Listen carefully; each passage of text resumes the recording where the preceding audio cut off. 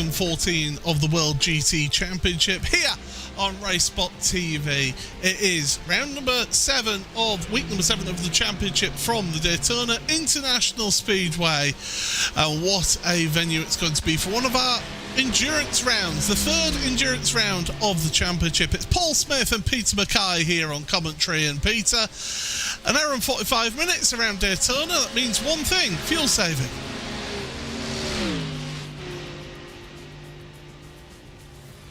Large amounts of time, full throttle. Apologies, did you lose me there, Paul? Yeah, we did lose you. In fact, we're still losing you a little bit as well. So, yes, here at Daytona, you've got so much on full throttle that it's very, very heavy on fuel usage. However, because it's got long parts on full throttle, you've got a great chance to get a slipstream of the car in front, and that is where you get your fuel saving done. So we should see big groups of cars, bunches, working almost like a cycling peloton at the moment. Well, let's take a look at the schedule then before we do carry on. First of all, we started all the way back in July for round number 1 at Sebring, another track in Florida, before we headed to VIR, Road America, Silverstone, Le Mans and Barcelona for the opening of this championship. Then tonight we're at Daytona for the start of the second half of the season. Fuji and the Red Bull Ring is the next 2, and then we get a week off before the final 3 rounds of the championship: Monza, Imola and Spa for the final 3 rounds of this championship. What we do have, though, is your championship standings, and the pro standings look like this. James Bume for Altitude Esports, he leads the championship by 26 points over Alex Davidson's Pure Sims Esports car in second place. Third place, 20 points back from him, is Jack Sedgwick in his NX Racing car. We'll discuss his car as well as through this commentary here tonight.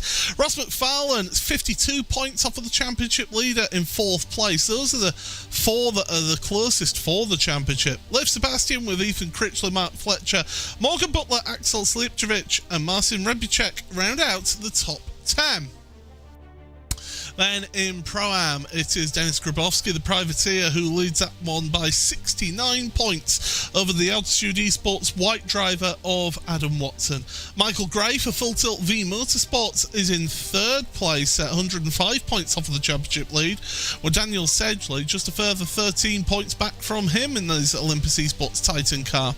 Andy Archer ahead of Phil Samways with Tim Perry, Richard Simner, Nils Bocage and Ben Gregory rounding out the top 10.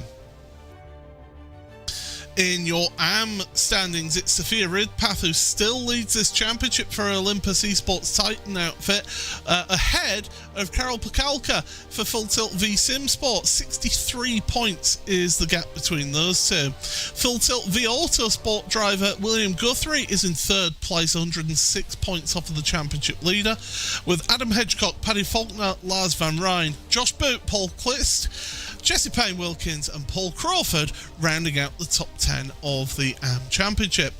In the Pro Teams Championship, there's 5 teams, and that's currently led by 31 points by Pure Sims Esports over Altitude Esports. 3M UK are in 3rd ahead of Altitude Esports White, and Apex One with Simutech. Then in the AM Teams Championship, it is Olympus Esports Titan who lead that by 137 points over Fat Atom Racing. Full Tilt V Sim Sport is in 3rd place ahead of Full Tilt V Motorsports. AI Race Summaries DCW Racing 5th ahead of Altitude Esports Blue, Full Tilt V Autosport, Olympus Esports Atlas and Performance Link Esports rounds out the 9 teams in the AM standings. And without a further ado, we can give you your qualifying results and your starting grid for this round of the World GT Championship. It is Ethan Critchley who's going to be starting from pole position. Alongside him, that's not the first time we've seen Ethan on pole position, by the way. Ross McFarlane is alongside him for Pure Sims Esports. Josh Thompson, a returning Team Redline driver in a Mercedes, is in 3rd place. And then the top Pro-Am, Denis Grabowski, 2nd row of the grid, great result for him.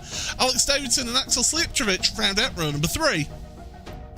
Row 4 for James Bume and Jesse Stevens, with Adam Watson and Jack Osborne on row number 5. Row 6 for Matt Fletcher and Tim Perry. On the 7th row of the grid, it is going to be Arthur Fertel with Matthias Lutchak. Jack Sedgwick all the way down on row number 8 alongside the top AM qualifier in Josh Boots for Fat Atom Racing. Marcin Rebicek and Jonathan Walker share row number 9. The 10th row of the grid is Richard Simner and Andy Archer. The 11th row, Ben Gregory and Carol Pakalka, with Leif Sebastian and Daniel Sedgley on row number 12. The 13th row is Phil Samways and Adam Hedgecock, with Sophia Ridpath, the AM Championship leader, down there on row number 16, row number 14 should I say, with William Guthrie. Jesse Pay Wilkins and Paul Webster sharing row number 15. Because the 16th row of the grid is Lars Van Rijn and Chris Gooch. Michael Gray and Nathan Healy share row number 17. Row 18 is Paul Clist and Michael Rack, who'll be disappointed not getting a qualifying lap time in. And Tom Weston for Team Sim Racing Community, new to the championship from last round. He is on the very back of the grid. So then, just a few more seconds to go before we start here, Peter, and I'm delighted to say that you are back with us here in the commentary booth. What are your thoughts for going into this race? Well, I think it's a fantastic effort from Ethan Critchley in qualifying there to get on pole position, and you know we've been fairly critical about Fat Atom's choice of the aging McLaren MP412C, mainly the way that it tends not to look after its tyres particularly well, but it is a bit of a dragster, and that's really worked well here at Daytona, where out-and-out cornering performance isn't necessarily as important, but you need a car that works down the straight, and clearly that old McLaren's still got some legs in it yet. Yeah, it's got a bit of top speed, that is for sure. So we'll have to see how it goes. Of course, he won't like being there right at the front of the field. He'll be making the hole in the air for the others to be able to work their way through. But we are getting set for the start of this race. The pace car drops off to driver's left. We are going to be underway. Green flag racing here at the Daytona International Speedway in the World GT Championship. Down towards turn number 1 we go, and it's going to be 2-3 wide in the pack as they all get themselves sorted out for turn number 1. This is one of the key points around turn number 1. It's so easy to get involved in an accident, not just through 1, but through the little chicane at turn 2. Head towards the International Horseshoe for the first time. And the drivers working their way through, still Critchley ahead of Josh Thompson, who's managed to get ahead of Ross McFarlane there as we carry on through the little kink in towards the West Horseshoe now onto the brakes. Looking further back as well, still 2 wide action further back, but drivers should be taking care. It is an endurance race. They've got an hour and 45 minutes of action here, so plenty of time for them to sort themselves out, Peter. Yeah, you don't want to be getting involved in any silly accidents at this kind of stage of the race with so much left in it. So here it's all about keeping it fairly clean and tidy and staying out of trouble, but also keeping with the quick group. If there's a group just ahead of you, don't let them escape. You want to be able to stay with the quick group and be able to go at their speed and save the fuel at the same time. But if you can stay with them, you can save the fuel as well. So we'll see Ethan Critchley coming out up onto the super speedway, banking right now over round towards the start and finish through the tri-oval, and there he's kind of the diesel locomotive there, and he's pulling Josh Thompson and Ross McFarlane around where they can get out of the throttle a little bit. They can go along at about 90% throttle and therefore use a lot less fuel, with Ethan Critchley being the kind of front runner there. So you see Josh Thompson using the slipstream but not actually using it to overtake, not because it doesn't need to do that yet. It's more important now to save fuel and save time in the pit stops. Speaking of pit stops, Jack Sedgwick has headed down onto pit road, so I wonder what's happened there to him. Sophia Ridpath has a what they call the meatball flag, the mechanical warning flag, as well as Ben Gregory. So something's happened on that opening lap Jack Sedgwick a 4.1 second stop, so he must have got repairs done to his car, so must have had some damage on the opening lap of this race in his brand new Ferrari 296 GT3. So we'll talk about that in a little bit later as to those drivers changing cars. But right now, Ethan Critchley at the front, still forging a path. Somebody who isn't forging a path, Josh Boots, has had an issue around the Western Horseshoe. That he has, yeah. That's one of the Fat Atom McLarens there in the black and purple colours. So yeah, something gone wrong there. It's very easy to lose it there at the Western Horseshoe. You're coming through the kink absolutely flat out. And you come through that very quick left-hander of the kink, and then you're kind of turning and braking at the same time and trying to get the car set up correctly for that Western Horseshoe. It's very, very tricky. Also very tricky. Oh, another mistake from George Boot there. Clips the curb, goes over the grass and runs back onto the circuit. Careful the rejoin. Oh, so this is not a very good start to the race at all for George Boot, sadly. Certainly not. And he's going to be dropping down. He's dropped down to 32nd after starting 16th. James Bume, what's happened to him? He's dropping down the timing screen. I wonder if it's a connection problem, because he's showing us back racing as they go through. Although saying that, I am seeing a yellow flag in the infield, and Axel Slijeptrovic was one of those drivers who was showing as yellow flagged along with Jesse Stevens. So you don't have to be a mathematician to put 2 and 2 together and get 3,576. The drivers coming back onto the oval once again in the early stages of this one. Lap times around about just under the 1 minute 44 mark, so they're showing a good pace, but not qualifying pace at the moment, because that was a 1:42.4 was pole position. No, because this is where Ethan Critchley's got to be very careful, because he knows that he's the domestique out the front there. He's the one doing all the hard yards, and he has to do a bit of fuel saving of his own despite not having the slipstream. So the pace will not be the optimum at the front of the field. It's not about that at this stage. It's all about keeping the fuel usage as low as it possibly can be and going for it later on in the race. And often these Daytona endurance races, they really unwind. The stagger really unwinds across the race, and you see in the last few laps, then it starts to get really dicey, and it comes down to who sets up that run properly out of the Le Mans chicane, formerly known as the bus stop. And still, I still can't get out the habit of calling it the bus stop either, but it is the Le Mans chicane. It's like me with the parabolica. Yes. Right, we're going to get some replays here. This is Sophia Redpath. Oh, and she got absolutely... Well, there was nothing that she could do about that. There was Ben Gregory sat in front of her, and then she got hammered from the rear. That's what gave her the damage to get the mechanical meatball warning flag. So that's what put Sophia, our AM Championship leader, let's not forget as well, into the pit lane. And we do have a yellow flag out at the International Horseshoe, and it's Jonathan Walker, the championship sponsor from 3M UK, who's at standstill at the Western Horseshoe, should I say. He's got to have a degree of patience to be able to get himself back on there, and he will get himself moving. So yeah, Sophia Redpath, your AM Championship leader, the one who's had a big loss out of all of this, down to 27th, whereas her championship rival, Carol Pakalka, is in 15th right now. Again, is 7 places for Carol.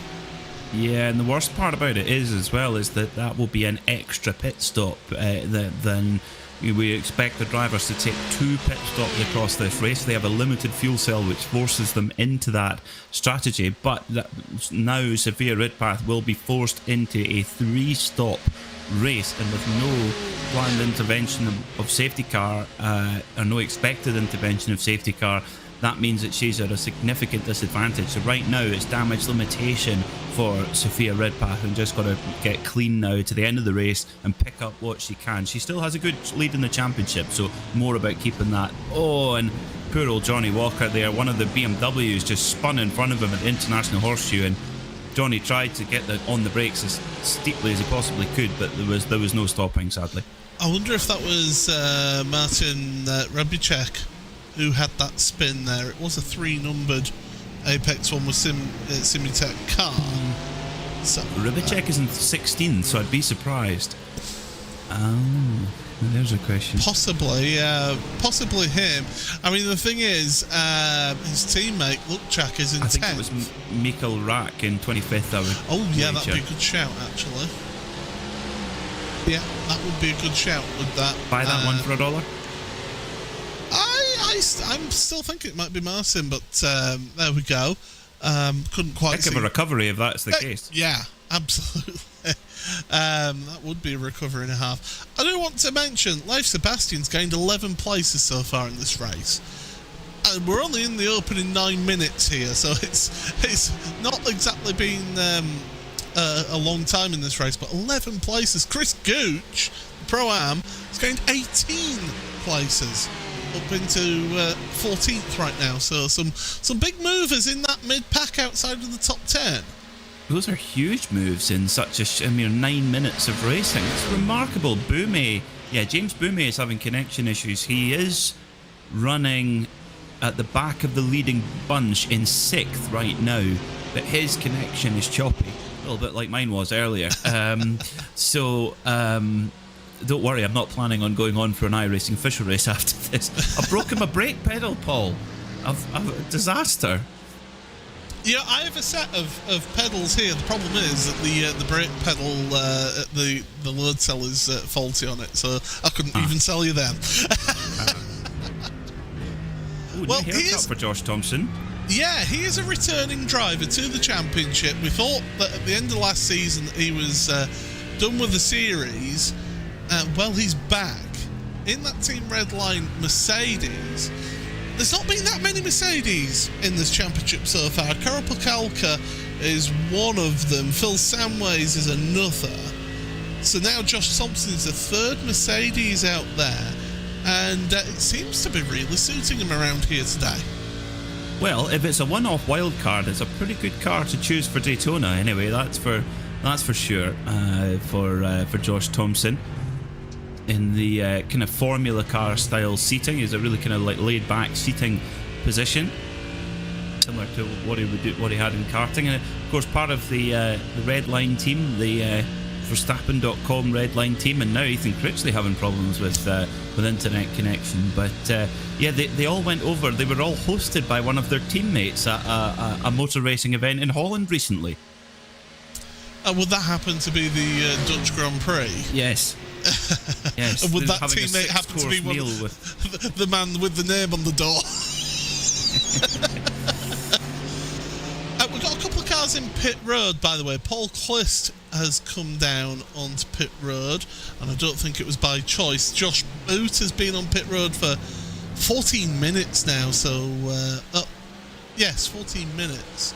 That can't be right. He's on the bit. My timing screen, I think, is having a little bit of a wobbly because he's on the bit showing has been on pit road for 45 seconds, and yet it's saying it actually stopped 14 minutes. So I think that's a little bit wrong. Yes, possibly so.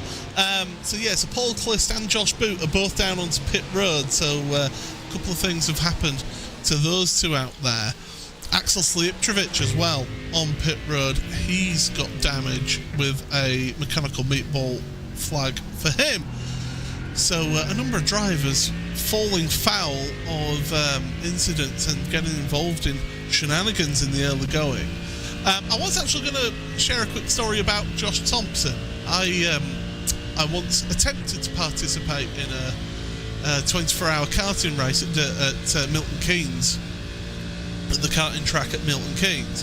And on the Friday we had a practice session, and it was damp. It was that really horrible where it had been raining, so but the track was still damp, and it was that it had that mixture of oil and all that on the track from it being wet, and it was like ice. It was like driving on ice. in those rental karts. And I'm out there on track, and Josh Thompson comes past me, and I thought, right, he's a karter. I'll follow him, see what lines he takes, because I don't really do that much karting. I've got a significant disadvantage known as being 125 kilos. So that doesn't help me with karting. And so I start following Josh, and at the first corner we go into, it was a fast right-hander, and he went straight on. So it's like, okay, maybe I don't follow Josh at this point. Well, what he was probably going past you, going, God, I wish I was Paul's. I was as well endowed as Paul, where I could get more grip and traction in the wet. That made no difference at all on that track. It was like ice. Yeah, it's well, when I had invited friends for a birthday go-karting, my 30th, so a few years ago now, and I was delighted to simply get on the podium because I was giving away 50 kilos to some drivers. In fact, I was giving away 50 kilos to both of the other drivers on the podium, so I was quite chuffed with that. That's good though, to get on the podium. In the dry, Absolutely. yeah. In the dry, yeah. Yeah. I had always wanted to try out karting in the wet, and then when I tried it on that Friday evening, I was like, I think I'll stick to dry weather, thank you. Have you tried the Rotax two-stroke karts? No, I have not. Oh, they are amazing. They have them. They hire them out at Milton Keynes. They are awesome. Oh, I had plenty of them overtake me whilst I was in that practice session. Oh, because it was a practice session for the 24 hours that they run there, and there were plenty of those Rotax karts just coming flying past me on the straights, and I'm sat there. Never done multi-class racing in karting ever. Never done any sort of real world motorsport multi-class. And I'm you've got no mirrors in a kart. So you're having to have a head like an owl's, just looking around you all the time for these dastardly things coming flying up on you. It's like having a swarm of locusts going past you. Yes. I will say the reason I didn't actually participate in the 24 hours is because I became really, really ill. It was that bad that I was losing my sense of balance, so I've decided it's not a good idea to try and participate in 2-hour stints when you've got no sense of balance. No. It would have been even worse if it was a mini moto race. Yes, absolutely. Here's Ethan Critchlow, by the way. He's another one of our drivers giving us a view of things going on, and it's... I was about to say it's nice and calm behind the wheel, but did you see that little flick that he had to do to just keep the car going in a straight line then through the Le Mans chicane? The toilet was not there, Paul. I don't see it on the shot. It's not there, unless it's got it to hand. Well, Josh Thompson's decided that now's the time to do some bump drafting with Ethan. This lead group, by the way, has dropped down to 5. Alex Davidson has dropped off the back of them, and I think it was actually a slow-down penalty that Alex picked up, and that's why he's dropped back. In fact, he's dropped behind Matthias Lukczak now in that second group. So we are having groups of cars forming out there, but Ethan he does look calm behind the wheel. He's not showing any sort of signs of stress at the moment of having a Josh Thompson behind him. He looks fairly relaxed, doesn't he? He's got his Mercedes AMG F1 shirt on, so feeling particularly pacey. He's in a McLaren Mercedes. There you go. Well, no, I was going to say I would have thought you'd have actually criticised him for having a Mercedes shirt with the McLaren car. Just like we had the criticism of the lack of Ferrari flag. It's amazing how influential our commentary has been, Paul. How the next week Tim Perry's got his Porsche flag there. He's ready to go. But we've got a great mix of cars there, and at the front we've got McLaren, we've got BMW, Porsche. The Mercedes as well, of course, and so it shows you the balance performance looking very, very good at the moment. One driver I was surprised hasn't got away with the lead group is Alex Davidson. He's lost the scent of the lead group. So that's not good for one of our championship contenders. Second in the championship right now, Tabumi.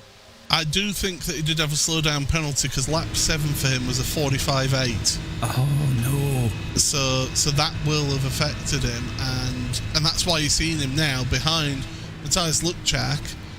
And I think he's actually chosen to slot in behind Matthias just to get the slipstream again, because he's lost the lead pack. No matter how hard you push, you're not going to catch that pack again unless they start squabbling. Well, that's what he's got to try and hope. He might get on the radio to Ross McFarlane and say, Ross, you wouldn't mind being a menace for a minute, could you? Start to cause a bit of a fuss and let me catch up. But no, Alex Davidson at the moment, he's behind. He's right behind Luchak in the BMW. So they could try and tandem with one another and try and get up to that group, because Luchak, he'll be just as keen to get up to that lead group as Alex Davidson is. Davidson won't like that Porsche behind him though, because it is Adam Watson, and we know that Adam could get a little bit feisty at times. Adam Watson plus 0, that is House of Hot. Now, thank you very much, Daniel Ferguson on the YouTube chat. By the way, we are keeping an eye on the YouTube chat.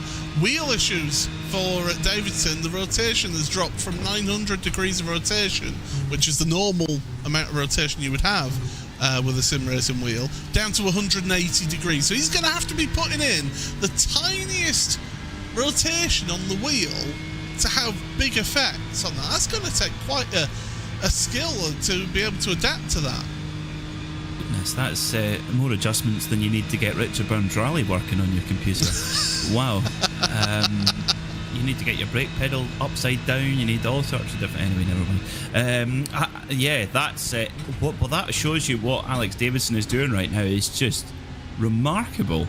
To be in that, anywhere in that leading pack at all, or to be honest, in the race, full stop. So he'll just be hoping that issue doesn't get any worse, or the wheel doesn't, fail completely. We've seen that happen plenty of times in this championship, where hardware failures have taken drivers out of really good results. So this will be survival for Alex Davidson. But again, it's the story of a long championship, 12 rounds here or 12 race meetings, I should say, in the World GT Championship. It's a lot of racing, and there's no way that it's all going to go swimmingly, so you have to just make the best of a bad lot sometimes. I raced in a touring car championship many years ago, and I was fighting for the amateur championship, and the final round was always around this venue. And in the penultimate race, it was always 3 races in an evening, and the penultimate race of the evening, coming around turn 1 through turn 2S's, my screen went completely black. And that lost me the opportunity of getting an amateur championship. We've lost somebody from our field. 99 is Tom Weston has gone to pit road. So Weston is onto pit road right now, and he's had an issue out there.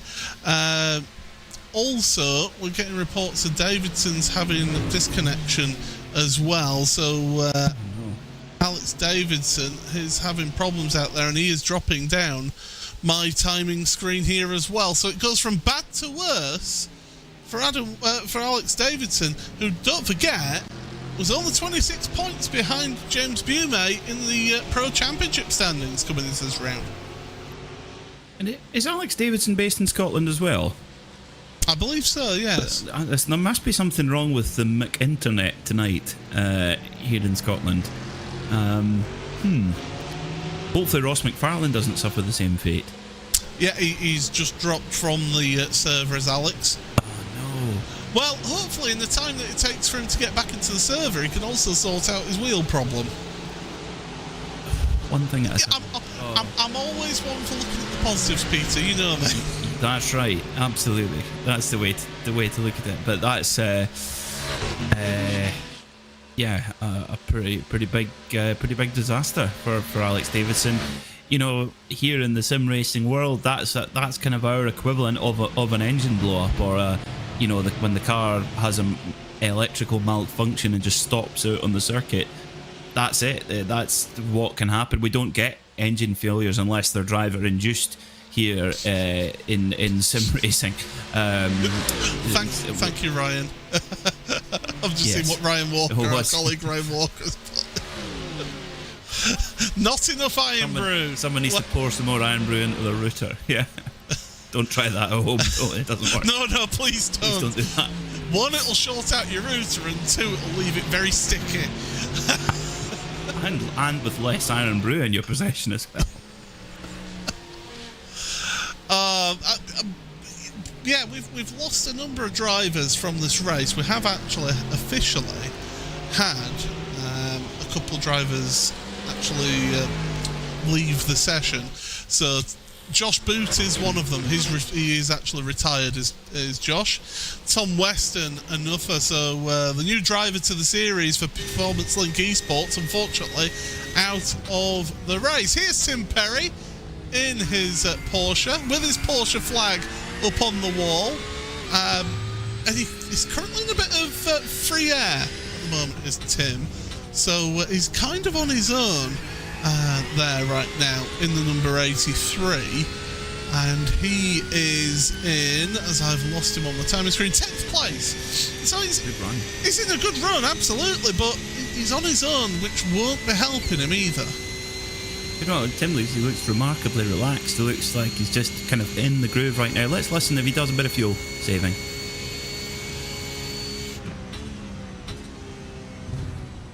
Not a huge amount there, Paul. No, it was pretty much instantaneously, wasn't it? You know, going from accelerator to brake. Yeah, no, turn one might be a bit more of an opportunity, but then again, Andy Archer is sort of, what is he, about coming up for 3 seconds behind him. You don't want to soft throttle it too much and then let the group behind you catch, especially with Leif Sebastian into. Let's have a listen. Oh no, okay, we're going into turn one. But yeah, Tim Perry on his own, looking really, really strong run. He's the only problem is though, these pro-ams are being a right nuisance to the pros. There's 4 of them in the top 10. Well, yeah, you're looking at Dennis Grabowski in 4th place. I mean, he qualified up there in 4th place, did Dennis. Oh, we've got a little bit of side-by-side action just outside the top 10. Daniel Sedgley is currently dueling away, and he's got Marcin Rebicek in front of him, and he's got the 273 of Michael Gray trying to go around the outside of the International Horseshoe. That's not always the easiest move to make around the outside of there. Sometimes you just got to admit defeat. In front, by the way, there's the recovering Jesse Stevens making moves as well. Carol Pakalka, easy for me to say, has got now Rebicek alongside them. So through onto, almost onto, but into the tyre barrier goes Rebicek. So Pakalka. Yeah, Rebicek put himself in a pretty precarious position there, tried to hook it around the outside, and that's just never going to work at that corner. There's just so much room on the inside to get on the power early that he's just, there's no way. And Rebicek really paid the price there, because there's a tyre wall just off the right hand side of the corner there. So yeah, Pakalka taking no prisoners on his way to the into the top 15 overall. That is your leading arm as well. Let's not forget that is Cal, with William Guthrie in 18th place. So 15th to 18th between the two AM drivers. Remember that Pakalka and Guthrie are in 2nd and 3rd place respectively in the AM Championship here in the World GT Championship. The next AM down is Adam Hedgecock in 25th place. So, the AMs aren't exactly, getting into the top 15 is good going. It's a long old race, is this. There's still plenty of time for things to happen out there, as there we see Lord Hedge himself out there in 25th at the back of a gaggle of cars. Yeah, he's going to maybe getting a whole bunch of fuel saving done there, is Adam Hedgecock in the altitude Porsche, sitting 4th in the AM Championship at the moment. But in touch at this stage of the season. So some strong finishes, a strong second half of the season. He could be in the reckoning for a strong finish in that championship. But right now, yeah, just got a good bunch of cars in front of him. In fact, the full tilt BMW is saying no after you, because nobody wants to be doing the hard work at the front. They all want to be getting the fuel saving done.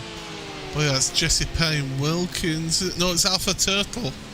I do believe that Adam's just trying to fight with. No, it was Jesse Payne Wilkins. He's going, my name is Turtle, you're faster than me, you go ahead.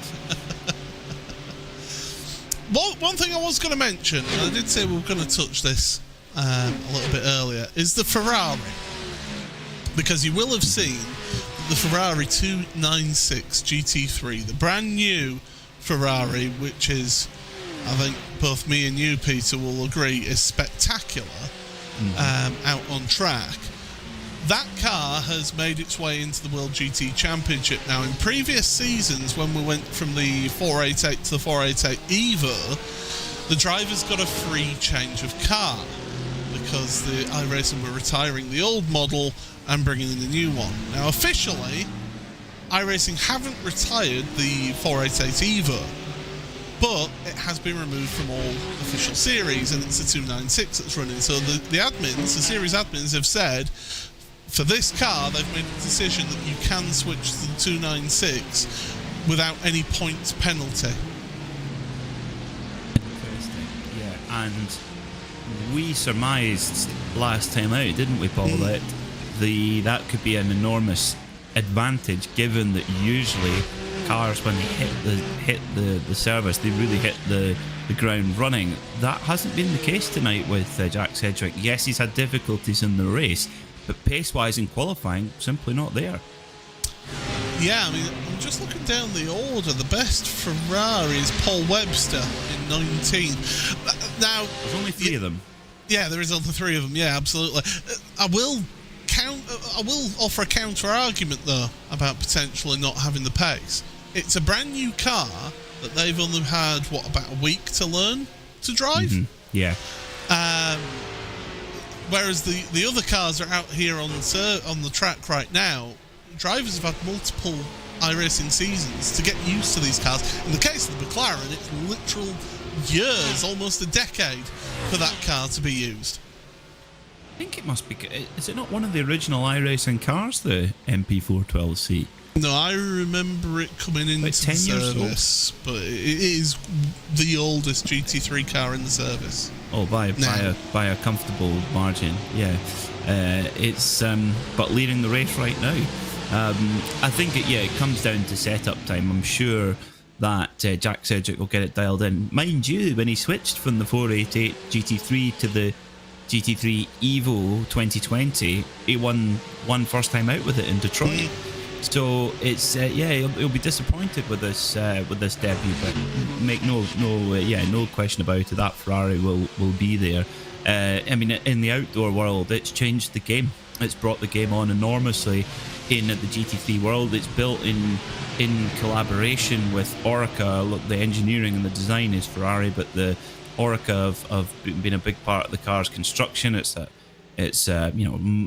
It's more like a kind of monocoque chassis, really. It is almost like it's about as close to a prototype you'll get in a GT3 car. Yeah. To me, it's a GTE car with ABS, basically. It's what I would say. I think balance of performance free with a GTE car, I really don't think it would be far away. Put the same tyres, same BOP. It's got all of the aero work of an old GTE car. And that's going to force all the other manufacturers to step up.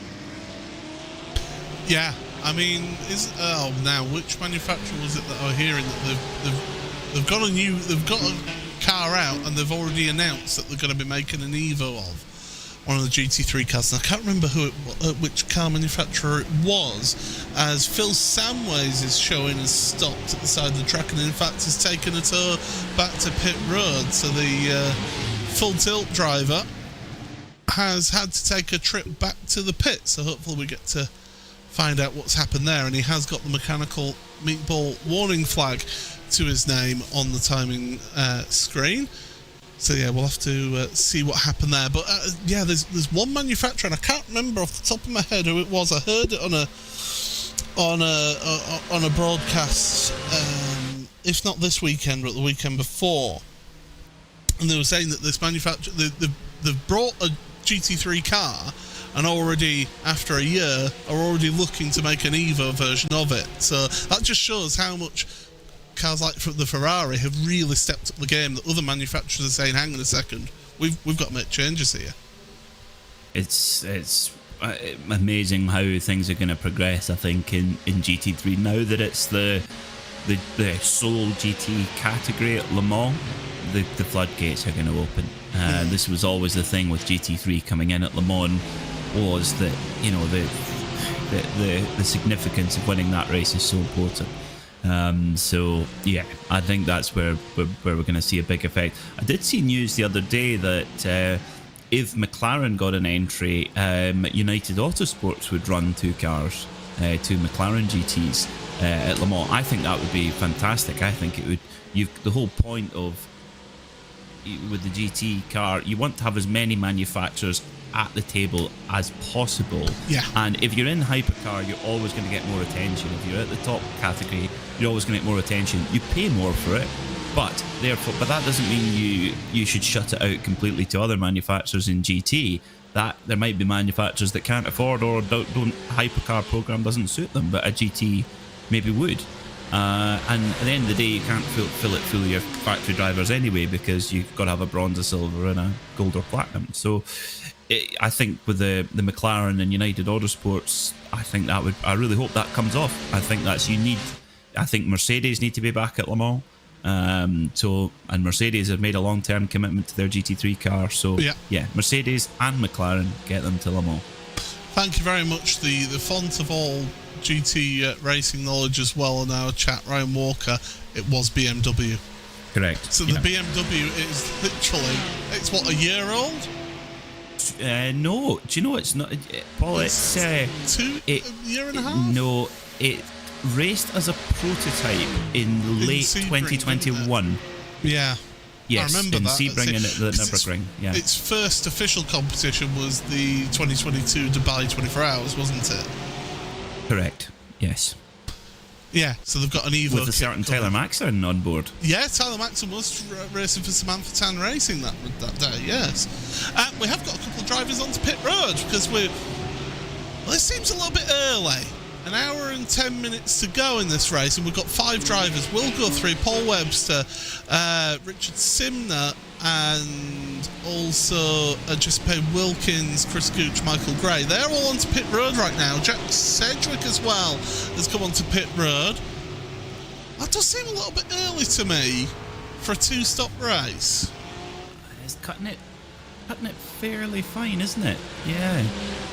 A track where you're so full throttle as well for a long time around here. The fuel rate is a little bit higher, isn't it, around here?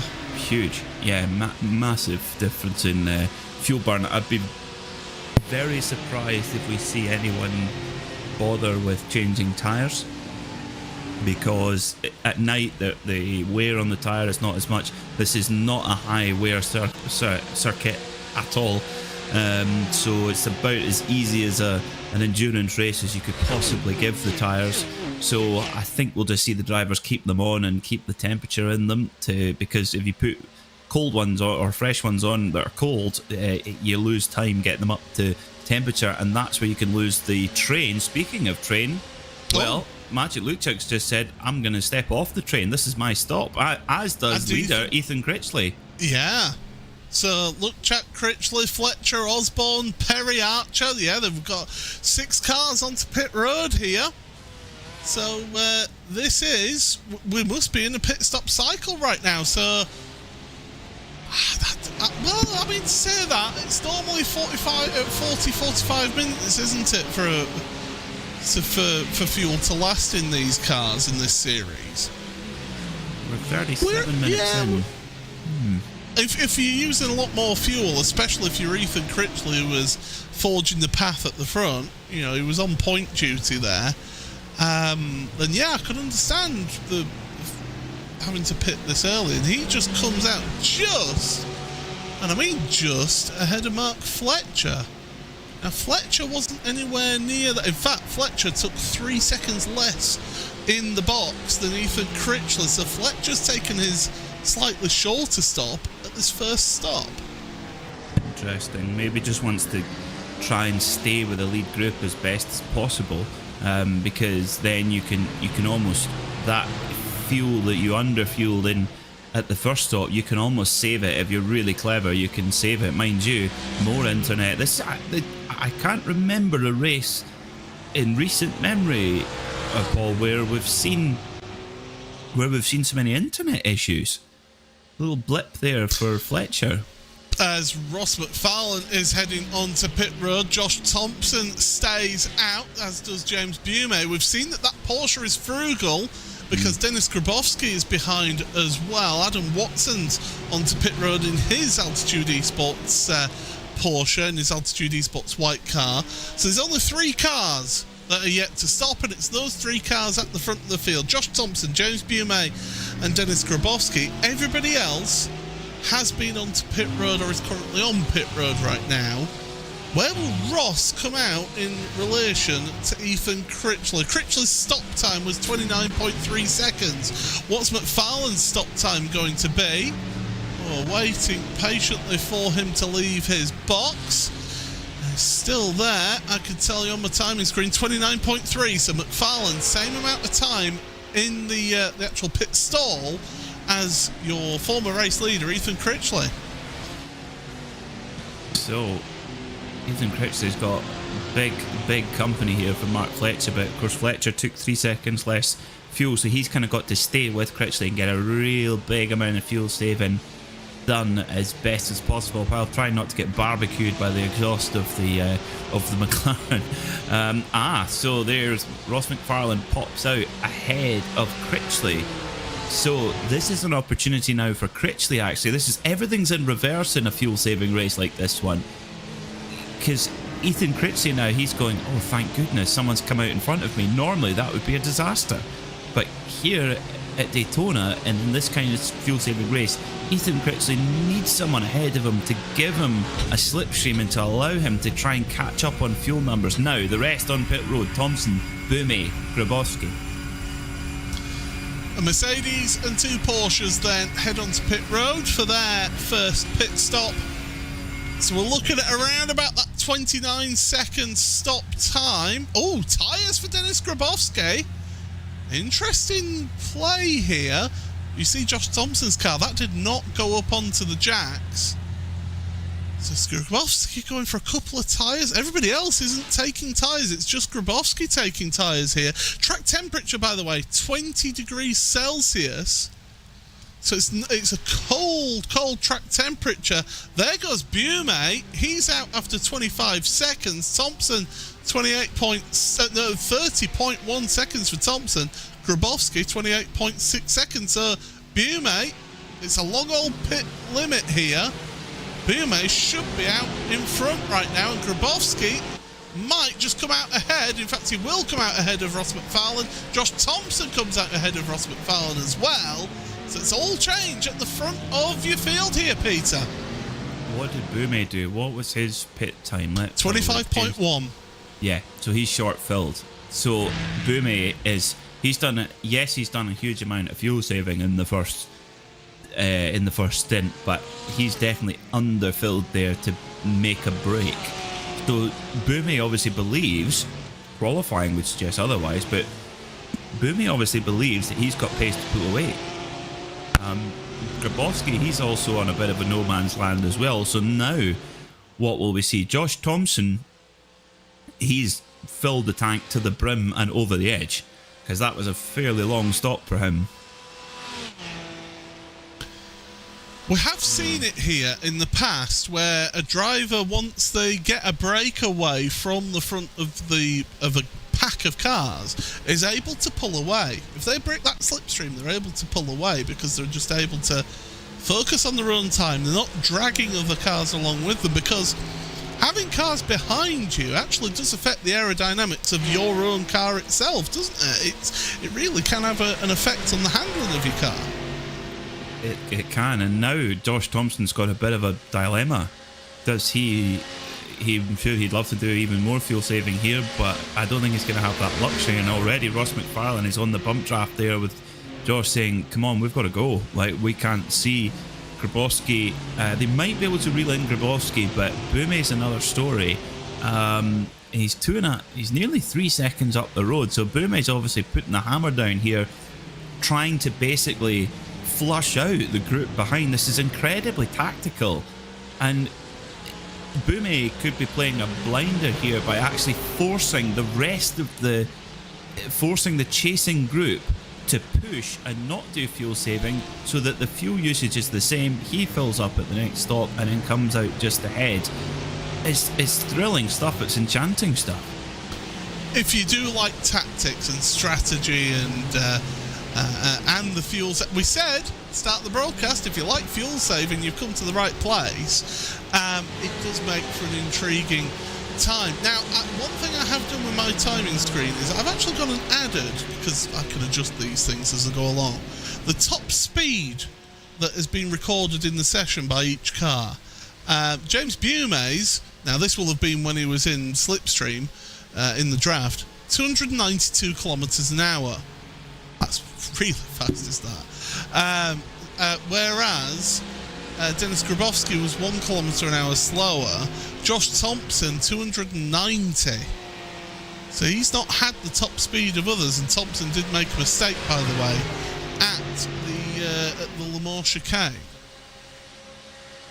Well, that's oh yeah, and Thompson just dropping back there. It's also a slow down penalty then, it seems, for Thompson. Exactly.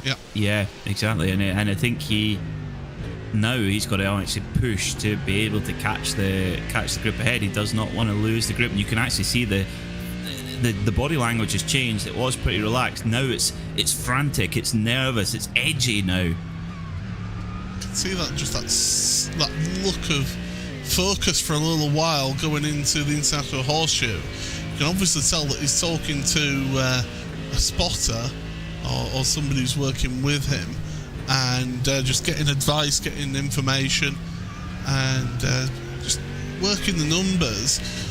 He is back onto the back of this train of cars, so I don't think he'll be worried too much about that. The problem for him is that he likes to be in and around near the front of a train. He doesn't like to be at the back of a train normally, does Josh, does he? So do we see him try and move forward to be second in line here behind Ross McFarlane? Or is he going to be content sitting here behind Adam Watson and Mark Fletcher, who are two teammates who will be working together? We'll only really know over the next kind of half an hour or so of what the play is going to be. But yeah, Thompson definitely, I think he'll settle back in then once he starts picking up a little bit of the draft now. Yeah, starting to get a bit of a toll from Adam Watson ahead. And Adam Watson, he's played himself into this leading group all of a sudden. Great stuff from Watson. What did he do on the... Well, Adam Watson, Paul, 28.5 seconds in the pit, so he did not short fill. So he is there absolutely on merit and is actually in a better strategical position than some of the others around him. Well, yeah. I mean, his team boss, Mark Fletcher, in front of him is one of those drivers who is better off than. I said this when we raced at Le Mans, because Fletcher was behind Watson at that race. And I'll say it again here because he's in front of him. I think this is a little bit the boss just keeping an eye on young Adam. So, all right, let's just work together. Let's keep it calm. Don't get involved in any silly shenanigans. We could get a good result here. I don't actually think we can say on air what his nickname in the team is. No, unfortunately, that's just for the virtual paddock. Axel Slijepcevic has got a mechanical meatball warning flag has appeared for him, so he's back to pit road. To be honest, I think that'll be his day done. Phil Samways is still sat on pit road as well. In fact, I do believe that he is disconnected from the session and his day will be done as well. So we have lost a few drivers. Phil Samways, Tom Weston, Alex Davidson didn't return back into the session, so after having a wheelbase problem which left him with a reduced degree of rotation, and as anybody who has tried to race with a lower rotation will know how tricky that is. Then internet connection problems for Alex means that he's out as well. Josh Boot retired, and Axel Slipjovic sat on pit road for quite a while actually, and he'll be his day done. He's probably watching his teammates out there and helping them out in session. Sometimes all you can do just make the most of a bad lot, as they say. And yeah, that's thing I love about sim racing as well is the team spirit. Like the drive from driver to driver, it's a very different dynamic to teammates in inverted commas in outdoor motorsport, where that's the first person you want to absolutely bury is your teammate. In sim racing, it's a different story. I can tell you that there are two drivers at the moment, as there's Josh Thompson behind the wheel in his rig, and yeah, he loves that sort of that laid back seating position. He really does like that. He's quite tall as Josh as well, it must be said. But I can tell you, because I am somebody who's got the power in the in-game session. Two drivers are on the threshold right now of a drive-through penalty. Bill Taylor, Paul Smith, both Northerners with the power. Was Phil Taylor from the north? I thought he was more Midlands, wasn't he? I thought he was from the north. Oh dear, I've got myself in trouble here. Let's do the old. Let's have a look on the generic search engine. Other search engines are available. Phil Taylor. Phil Taylor, the many times world darts champion. Stoke-on-Trent. You're right, he was Midlands. Apologies. Well, most people in London think anything past Milton Keynes is the north, so... Anybody from London thinks that anything past Watford is the north, let's be honest.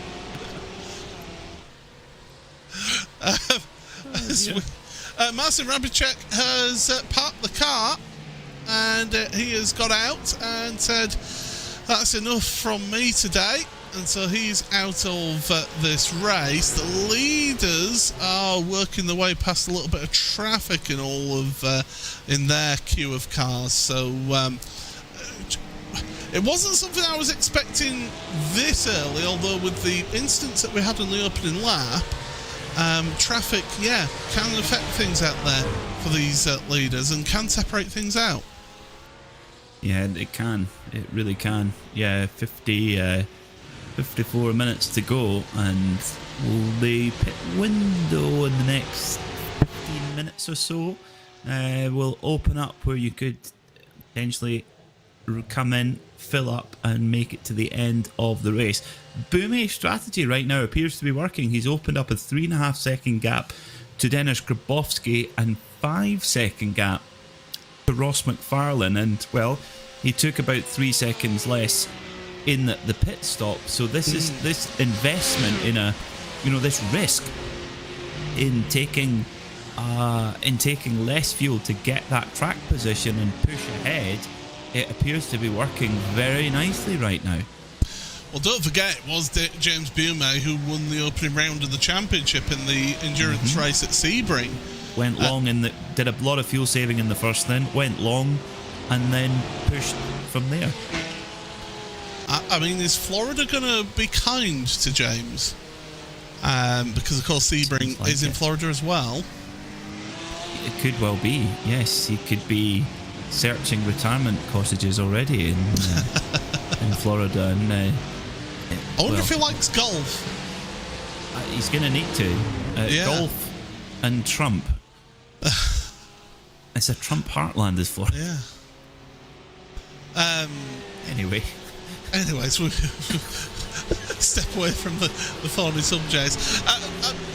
One thing I love about my timing screen that I've got here, and Peter's got sight of this as well, is the column that says average 5, because that gives you an average lap time over the last 5 laps. James Bume has been averaging 1 minute 43.3. Dennis Grabowski 43.4.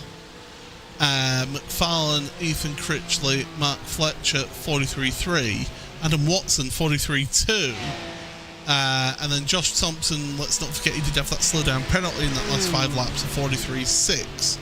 So it shows just being in that queue of cars for Adam Watson, it's working out nice. He's averaging some lap times that are matching the leader's pace, but the rest are not matching James Bume's pace. Yeah, they are in that group, aren't they? And well, Ross McFarlane, he's made his way to the front of that group, trying to kind of push the pace on a little bit. I think he's thinking, right guys, we can't really dither around here, we've got to get a move on. But they've got work to do, big time. And behind him is Ethan Critchley, who of course led that first stint, came out the pits behind Ross. So yeah, it's going to be tricky for these drivers to catch up, but they're only losing out like a tenth a lap.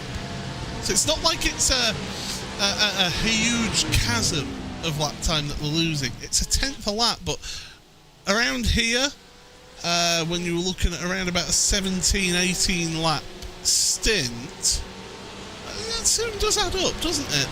Enough to give James Bume a chance at the front.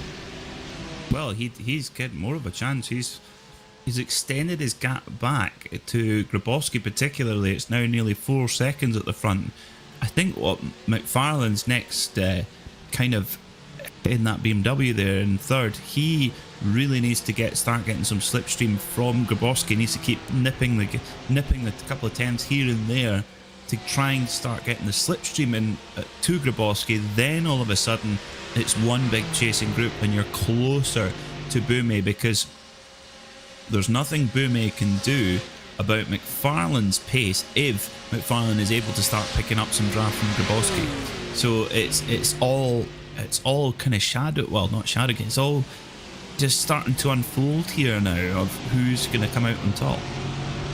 43.170 for James Bume right now on that last lap, compared to Dennis Grabowski's 43.3. So he's losing about a tenth and a half now as Grabowski to Bume. And you can see him just in front of Ross McFarlane. McFarlane is slightly gaining on Grabowski on that last lap, so he is gaining that time. But once he gets into that slipstream window of around about 1.1 to 1 seconds, then that will really start drawing him in towards the back of the Pro-Am driver. You are watching the World GT Championship. It is week number 7 of the series, season 14 of this championship. Pleasure to have you all along here on RaceSpotTV. Paul Smith and Peter Mackay giving you all of the action here today on commentary, and it is James Bume for Altitude Esports who currently leads this race, 4.3 seconds over Dennis Grabowski, who's in second place. But not only that, he's the leading Pro-Am driver is Grabowski, so good drive from Grabowski so far after qualifying in 4th place. Oh, that BMW did not want to cooperate, and Paul Webster says thank you very much, I'll gain the place back. And Michael Rack went sliding wide, going back on to the oval there. Ross McFarlane 3rd place ahead of Ethan Critchley in 4th. The next best Pro-Am driver after Grabowski in 2nd is Adam Watson in 7th place. There's a little bit of a rub there between the DCW Racing car and the Apex One Simtech team.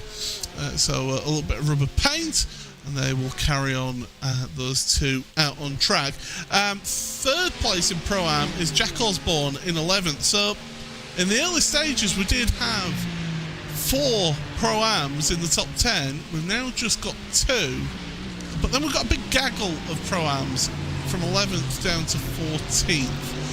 Your best AM driver is still Karol Pacalka in 16th place now.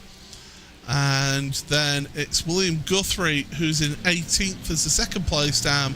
And Adam Hedgecock in 24th is the third placed driver. And it is important for us to mention the actual positions that they're in, because, Peter, if you want to explain to anybody new watching, why is it important we say what position that they're in overall? Well, so all of the points are, no matter what class you're in, you are awarded points based on your overall position. So you can win your, say if you're an AM, for example, if you finish 7th or you finish 27th, as long as you will make, you might have won your class, but you will get much more points for finishing 7th than you will 27th, if that makes sense. Some series will go just, if you win your class, you get a fixed amount of points, but it's all about how far up the order you can go. So for Pro-Am driver Dennis Grabowski, if he could finish 2nd overall, that'd be a massive chunk of points.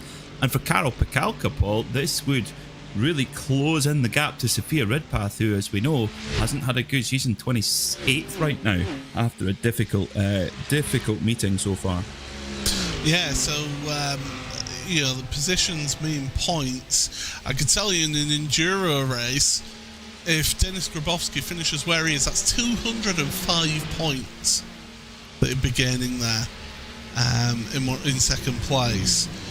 If you are Karol Pacalka in 16th place, that's 133 points. And you said 28th for Sophia Ridpath, so it's 133 points for Pacalka.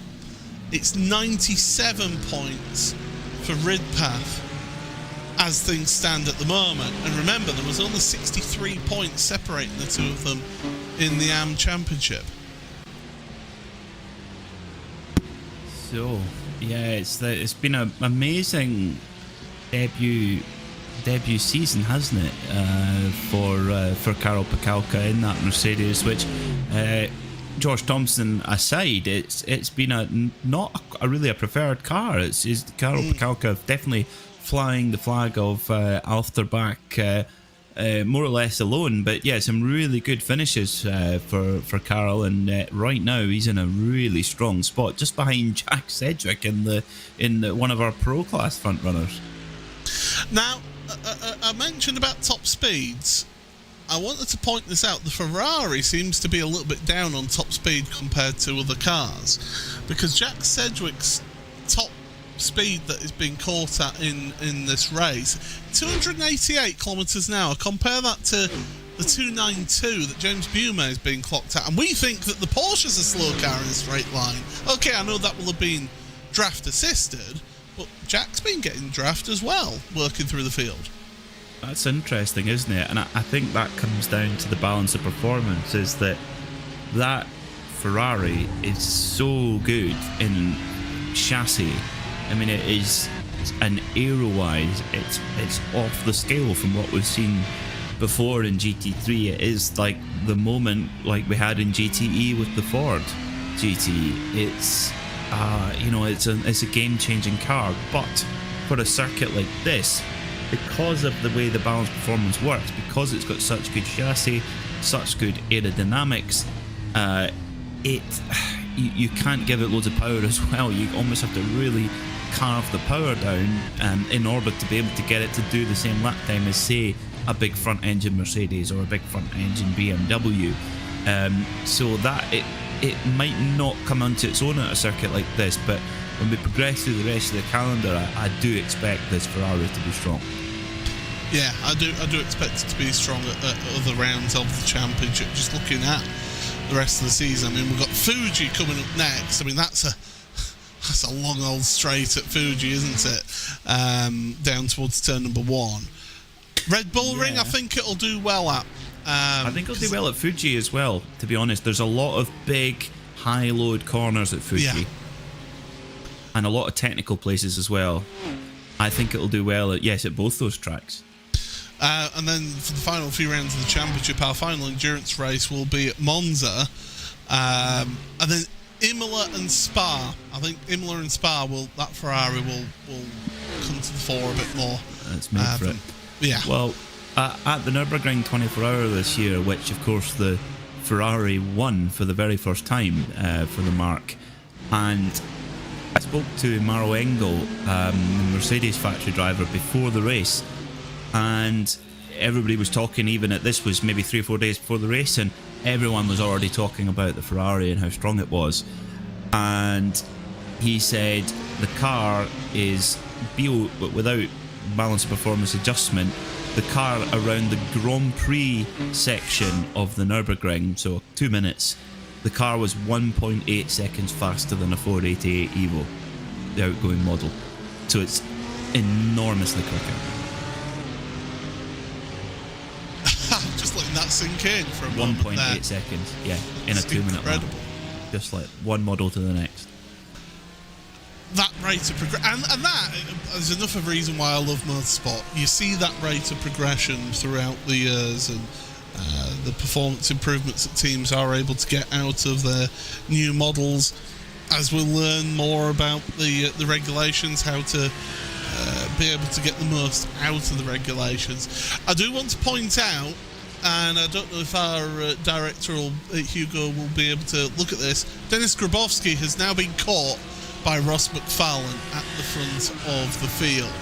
So second place has now got a train of cars behind him. Ross McFarlane, Ethan Critchley, Mark Fletcher, Josh Thompson, Adam Watson, all in a queue now. We wondered when this would happen, Peter, but it's finally happened.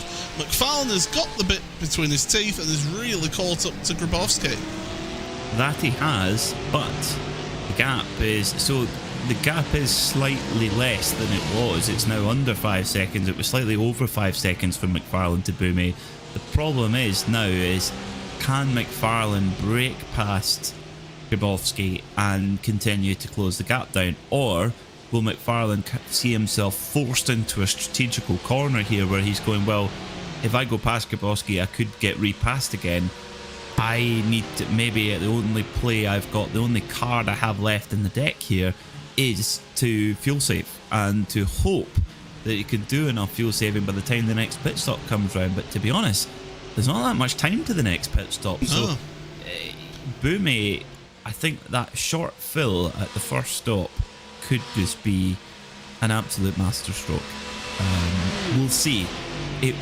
We've been well and truly gazumped by McFarlane. Yes.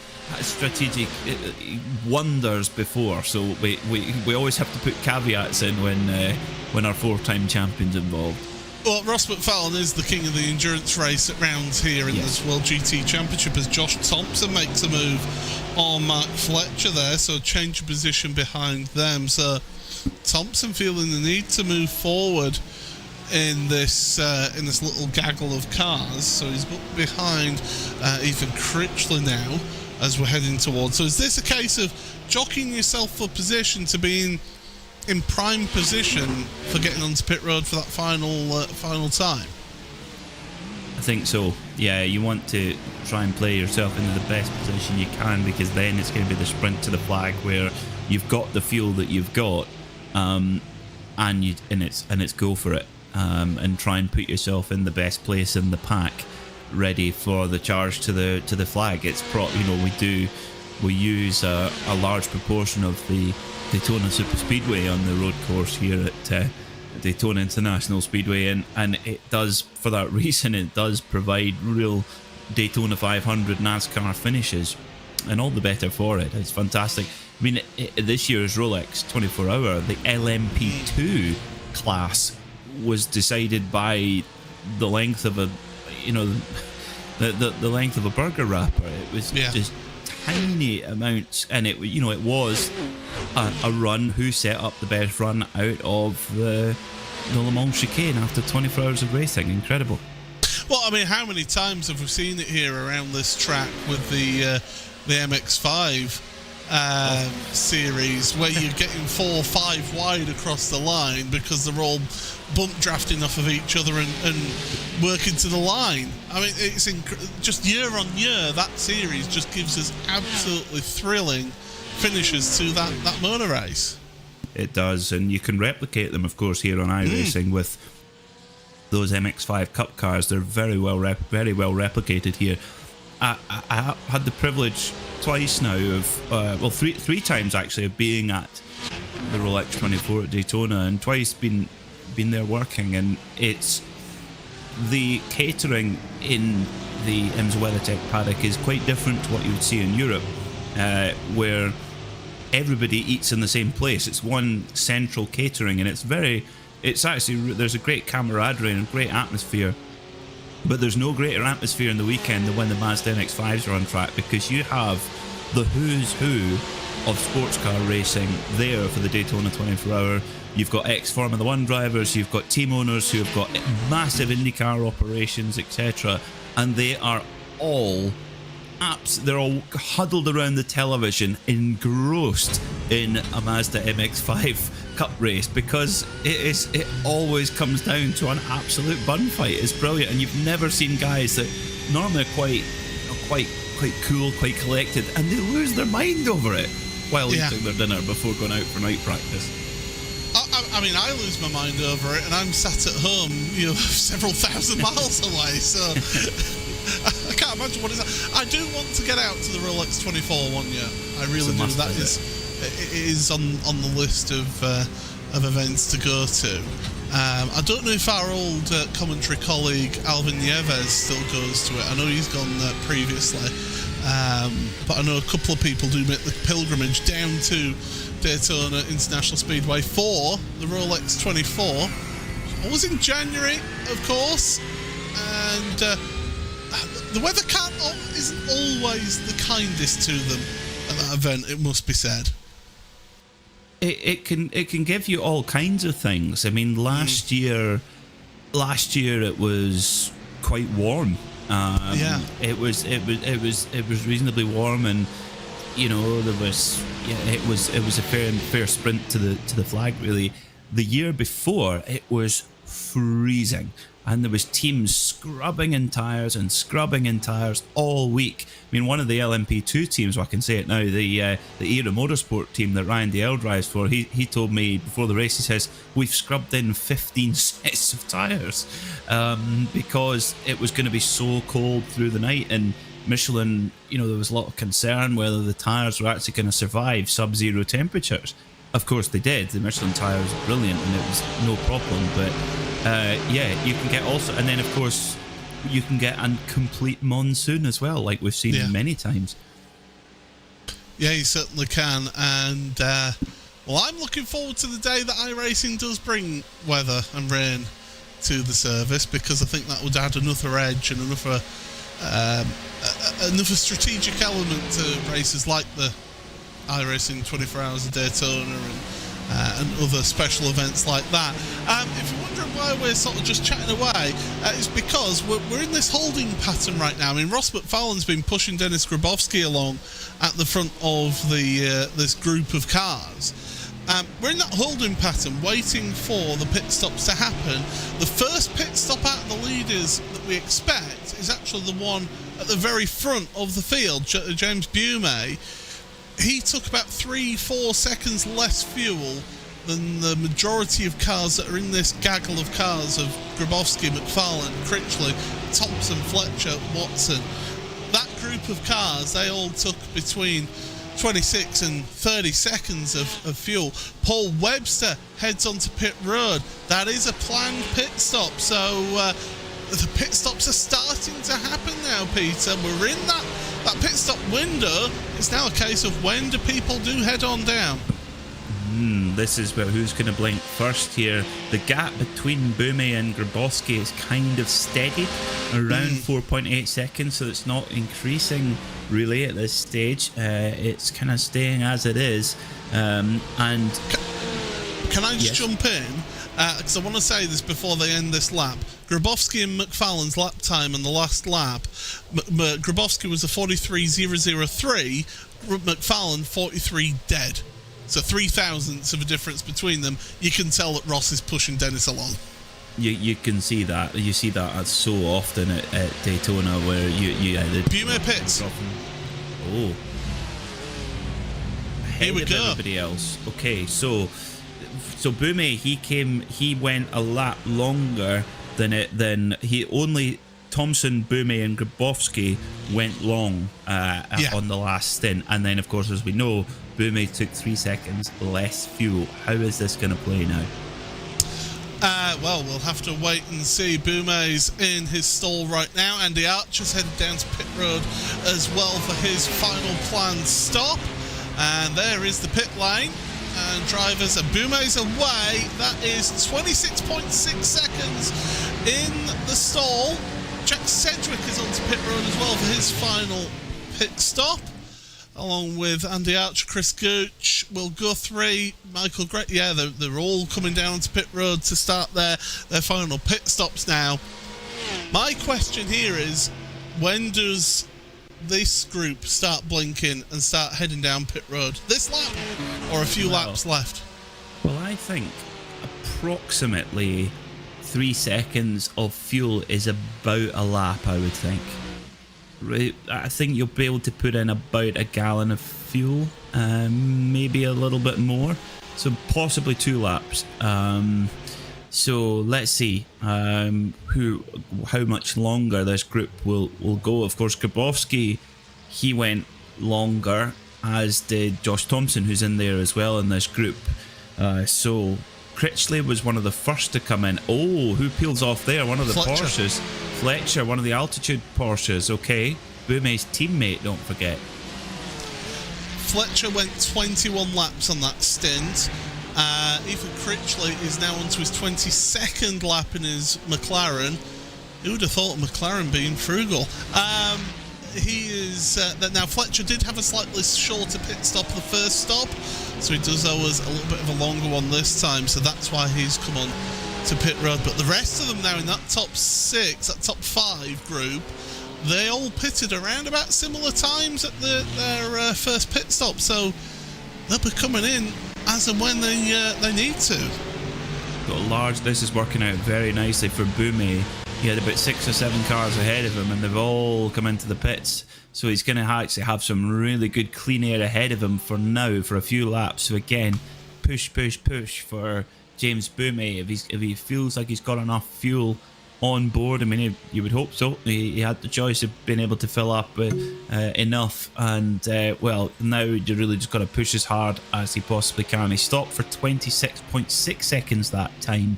So will we see the chasing group put less than that in? You would expect so. Karol Pakalka leading in AM brings his Mercedes in. So, do you know what, Paul? I really can't predict this. This is fascinating. This is going to be a real humdinger, isn't it, towards the end? And strategy is going to be key, and whether Boumé's sort of shorter stop to then be able to sprint away. Ross McFarlane's heading to pit road. So too is Adam Watson, Grabowski, Critchley and Thompson all stay out again. I mean, Critchley's car's on lap 23 now of his stint, and this shows the difference between his first stint. 'Cause his first stint, he was one of the early pitters, wasn't he? He didn't have a slipstream. He was the diesel locomotive chugging away at the front, pulling everyone else along. So, whereas this time he's been able to kind of sort of be quite subtle and sit in the group and really get lots of fuel saving done by going with the flow of the group. But it's amazing how many little pieces of fuel you can save, just little lifts off here and there, and let the car coast around a little bit more. Fascinating. So Ross McFarlane on the way then. Where is he going to come out in relation to Boumé? There is Boumé coming around the first corner. McFarlane's still on the pit limiter. Boumé's gone through just, but the gap has come down enough. Has it come down enough for McFarlane to stay in the slipstream? I think he might well be. Yes, I think McFarlane is close enough to get a slipstream here. Game on at the front. Yeah, he's about 1.25 seconds back from Boumé. That's just enough to be able to get himself a slipstream in all of this. So yeah, he's you say it, absolutely spot on. Game on here at the Daytona International Speedway. 3 cars owing as a pit stop: Grabowski, Critchley and Thompson. I'd imagine that they're going to be heading down to pit road any time now, and Grabowski and Critchley show the nose. Thompson is staying out another lap. He went long last time, though. Yes, he did. He did go long last time, but still, he's been able to save more than Grabowski, who was, again, was that diesel locomotive, as you say, at the front of that gaggle. So we've had a McLaren diesel locomotive, we've had a Porsche diesel locomotive. Porsche have made many things. They've made aeroplane engines, they've made racing cars, they've made SUVs, they've made tractors. I was about to say tractor. Diesel locomotives. I was about to say a tractor pulling them along. The last Rennsport reunion, the big kind of family gathering for Porsche, the last one, Rennsport Reunion 6, Kevin Jeanette and that really renowned Porsche, nowadays Porsche restorer and historic racing shop, but a winner of the 24 Hours of Daytona in period with AJ Foyt and co and Bob Wallach, etc. But he created one of those Porsche tractors with... Oh, this is for the clean now. That's James Bume and Grabowski side by side then through the International Horseshoe, and the two Porsches absolutely together through the kink, and it's going to be Bume ahead. Oh, there's a wiggle with Bume, and I think Grabowski's got off. Bume's onto the motorbike track by the looks of things. Ross McFarlane's going to come through with Ethan Critchley alongside him here. High drama, and this is 26 minutes still to go in this one. I do think that there was just a slight bit of contact between Grabowski and Bume through the kink. Yep, I think there was there. Well. I did Thompson not expect pits. that. I think Thompson could have played a blinder here. Thompson could come out ahead of everyone because it looked like it delayed McFarlane ever so slightly as well. It certainly upset his rhythm. Let's get another look at it then. So, yeah, there was huge contact. How did Bume hang on to that? I'll say well done to Grabowski as well, keeping that out the wall as well, because... More blind luck, I think.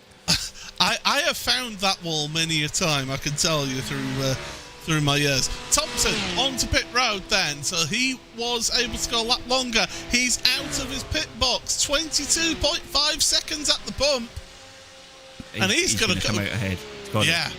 He's got to come out ahead of McFarlane. There's McFarlane and Critchley ahead of Bume. So there you see McFarlane. And Thompson, where is he in all of this? Oh, he's way ahead. seconds away. Wow. Well, Josh Thompson, it's a long-awaited return to the championship, a long layoff from the championship, and comes back as a wild card, effectively. He's got no championship axe to grind, whereas all of the other drivers at the front do. Amazing. This will give us a great view. Ross McFarlane, our cameraman. Grabowski. You can see McFarlane had to get out of that. But it's Grabowski, and McFarlane goes deep because he doesn't know if Bume is going to catch that or whether he's going to spear across. So he's played it canny there as Ross. But Thompson, I'm going to say this now, I think when he's got nothing to worry about, no championship or anything, I think he's one of the fastest drivers that you can find in a GT car. He really is. But when he's got a championship or something to worry about, I just think that's where he gets a little bit too enthusiastic and gets involved in silly incidents. Yeah, I think that would be a fair observation, and I think tonight is it certainly showed the class and the speed and the real racecraft that's always been there. It's just like you say, finding the right opportunity and finding the right framework to get to release that. And Josh Thompson's played this very, very clever, and also the fact that he isn't a championship contender have the rest of the teams and drivers sort of not ignored him, but maybe not paid as much attention. And has he been able to then fly under the radar a little bit, sit in the groups and do super amounts of fuel saving whilst matching their pace, of course, and he's come out ahead to the tune of 2 seconds. Now, if Bume hadn't been, Bume is 3.8 seconds behind him, he's got to have lost more than that in that incident with Grabowski. Yeah. So there is that absolutely. too. I think right now we should really be looking at a Boumé versus Thompson Ding Dong. We would do, but I mean, the thing is, Boumé wasn't that far ahead of McFarlane, was he? No, it's a very good, very, very good point. It would have been it would have been a three-way fight. Yes, McFarlane would have been brought along. Who it's benefited is Ethan Critchley, because he's now been able to throw out the tow hook and attach it to that enormous rear wing of the BMW and say, yes, I'll come with you and I'll get a fight on here for the podium. And if Ethan Critchley can stick there and keep his claws attached to the back of McFarlane's BMW, he will be fine. He will get a podium overall in an endurance race here in the World GT Championship. It's been a very mixed season for Ethan, I think it's fair to say. Yeah. He's been getting involved in some incidents, some not his own fault, some, you've just got to take your medicine and move on to the next round. But here, like at the opening round of the championship, showing a real maturity to just keep out of trouble, work at the front. Yeah, he led for 20 laps at the start of the race until his pit stop, and then he's slotted in behind, and he's just been playing the long, smart game here. And I think this is what he's needed to just start the second half of the season. Yeah, this is exactly what he needs. An ideal performance, really, from Ethan Critchley to qualify on the pole. That's a one-lap effort where there's no free kicks there. That's on pace. It's a brilliant effort. So meanwhile, in the Pro-Am class, Paul, and for 5th overall, Adam Watson, after that spin from Grabowski after the contact with Boumé, Adam Watson has gone into the lead of Pro-Am, however, by a 1/10 of a second right now. So there's a big old fight on between Watson and Grabowski for that Pro-Am win. So Grabowski, he could pull off the Danny Sullivan. That was at Indianapolis, of course, but they could pull off the Danny Sullivan spin in the win here. It could well do, yeah. I mean, Grabowski, I think, has had that pace edge, hasn't he, over the rest of the Pro-Ams, and he's largely speaking, but not fully, kept out of trouble throughout the season. I think he only had, one round where things did not go his way at all. Right now, I think he's just happy to sit behind Adam Watson and just get a tour, get a draft, and wait until the last few laps before he makes his move. So certainly, I mean, you do make it's good pointing that out, because we have had the pit stop. So let's just quickly give you a quick rundown just of where people stand right now. Josh Thompson does lead by 2.1 seconds over Ross McFarlane and Ethan Critchley, who are second and third place. Pro Championship leader James Boumé in fourth, and then it's this duo that you're seeing on screen right now, Adam Watson and Dennis Grabowski. They're the leading two in Pro-Am, 5th and 6th places overall. The next best Pro-Am is Jack Osborne in 11th place. In Am, Karol Pakalka still in 16th place after both pit stops, so able to hold on to a really good position right now in 15th. Oh no, actually dropped down to 17th just as I speak. Will Guthrie is the next best Am in 20th, and Adam Hedgecock has actually been gaining on Guthrie and moving up into those closer to them in 22nd now. So Hedgecock has moved forward. Speaking of moving forward, Grabowski's moved ahead of Watson. He has, yeah, but I don't actually. Do you know what? I'm not going to comment about what Adam Watson's going to do or not do, because he's going to do the opposite of whatever I say. So I've been caught out with that before. Not again. 19 minutes to go. He has the opportunity, should he wish, to try and get a slipstream here on Dennis Grabowski and make a move into turn one. Let's see. I think if you're Watson, you just loiter with intent right now. No point for him. There's no point making the move right now. I don't think he needs to be making that move in the final few laps of the race. I think the run to the line out of the Le Mans chicane with these cars is a bit of a risk. He needs to do it at the start of the last lap, if anything, down into turn one. Like Kevin and Perry says, they don't conform to conventional standards. That is definitely how you would describe Adam Watson's racecraft. He does it very much his own way. As Adam Savage once said on the Mythbusters, I reject your reality and substitute my own. Or as Tarzan said, oh. Somebody get that clipped. Peter Mackay doing a Tarzan impression. Number of retirements from this race, unfortunately. We have got 29 still running out there out of the 37 that took the start of the race. Axel Sliptrovic was the first of retirements, and Josh Booth. Alex Davidson, I think, is a huge one in terms of the championship. With the Pro Championship, he is one of the early retirements. Tom Weston, Phil Samways, Marcin Rabicek and Michael Rax are two teammates out of this race, and Paul Clist is the latest retirement from this race. So just 29 cars still out there on track. Nathan Healy, bringing up the rear, has not lost a lap, I don't believe. No, he has. Him and Ben Gregory of the only lapped cars. Well, Ben Gregory, of course, his race all kind of went up in flames at the first corner, sadly, or second corner at the International Horseshoe. Suboptimal, yes. I think it's safe to say. And it's been a tough old season for Ben, hasn't it? Every week we seem to be talking, unfortunately, about him getting involved in an incident. Yeah, it definitely hasn't gone that well for him.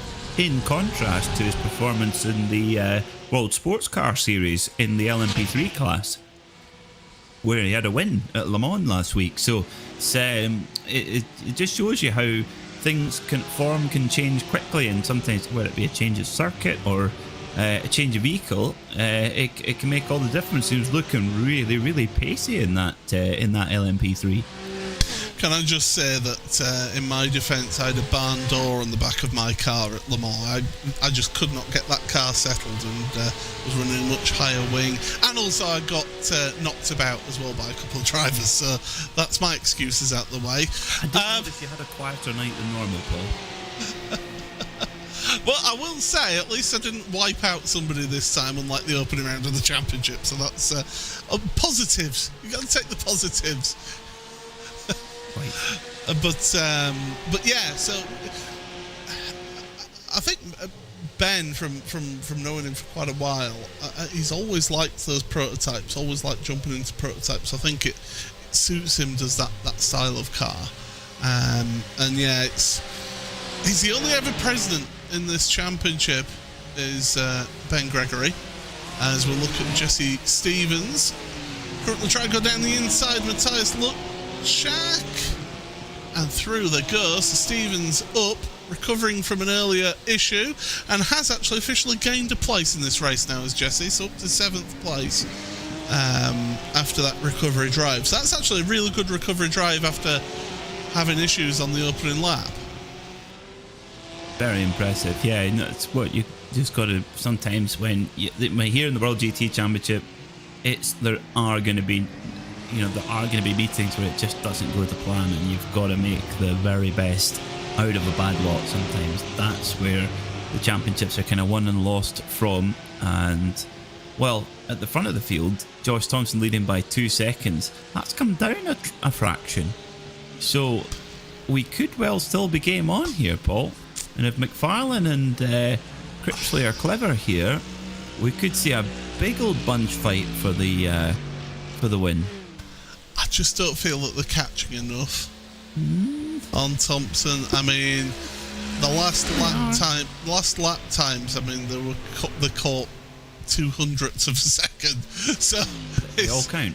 Yes. Oh, yes, they have to do it. But when you've only got 14 minutes remaining in the race, now there is some flashing lights going on out there because Thompson's just got past the number 77 of Lars van Rijn, so he's got lap traffic between himself and Ross McFarlane, and Ethan Critchley stuck behind the 33 of Sophia Ridpath, and Critchley could be in danger of losing the back of Ross McFarlane here if he's not careful.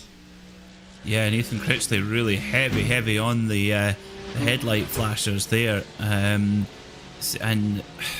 you're just trying to make the moves through, and I would think that yes, it's a difficult one. Yeah, I would think Sophia's going to be trying her very best to tag on to the leading group, but that's going to be tricky to do. They're on such a hot pace at the moment. I do think that Boumé is running wounded. I think that contact from Grabowski to the rear of Boumé's Porsche has caused some sort of damage, because he's not running the pace that we saw him earlier on in the race. So this is again more of a damage limitation. That being said, for Boumé, if damage limitation is 4th, that's how you win championships. 43.2 for Boumé on the last lap. Remember at the end, halfway through this last stint where he was leading, he was doing low 43s, so it's maybe affecting him a couple of tenths, but it does, as you say, it all counts, especially around here. Tenths count. He's 6/10 slower than McFarlane last lap. So yeah, it's a tricky one. Critchley. Oh. Well, so Critchley goes by on McFarlane. The gap of, let's just say, Critchley and McFarlane is a second and a half. So that's kind of the only, there's no fuel saving going on. So you basically, what's happening there is Ethan Critchley's got a run on Ross McFarlane. McFarlane, rather than block him and slow them both up, he's let Critchley through, let Critchley take that run and take a big boost in lap time. And then on the next lap, McFarlane will do exactly the same thing. He will then get a big boost in lap time. This is all of it's managed absolutely perfectly. And if they keep doing that, they will catch Josh Thompson. The gap is now down to 1.3 seconds. So there is an opportunity here. Critchley and McFarlane have got to be clever. I wonder if Josh is actually having to manage his fuel, you know. Possibly. I mean, he did jump minutes. out miles ahead of everybody. 22.5 seconds compared to 23.7 and 23.5 for Critchley and McFarlane. Is there an element of fuel saving going on here? If there is, he's in big trouble, because looks like Critchley and McFarlane are going to catch anyway, because they're kind of stage managing this well. Now we're going to see how good the McLaren is in a straight line, because we saw Critchley get a run on McFarlane quite well there. McFarlane now is starting to get the slipstream, the big draft pool. Now you're really getting a proper tow. As now, is McFarlane stalling out there, and Critchley? Oh, now that's telling. Critchley didn't want to play the game there. He covered the line and said, "Nah, I'm keeping the position." Now, it's such a if you're Ethan Critchley, that's such a difficult place to be. McFarlane, he just wants to go for the win. You know, that's what he's looking at. But for Critchley, yes, I know he's won races in the World GT Championship before, but it's been in more sprint races with reverse grids, etc. This is different gravy now for him, and he's earned his place at the top table for sure. But this is a new experience in the World GT. Oh, a bit of a slide there.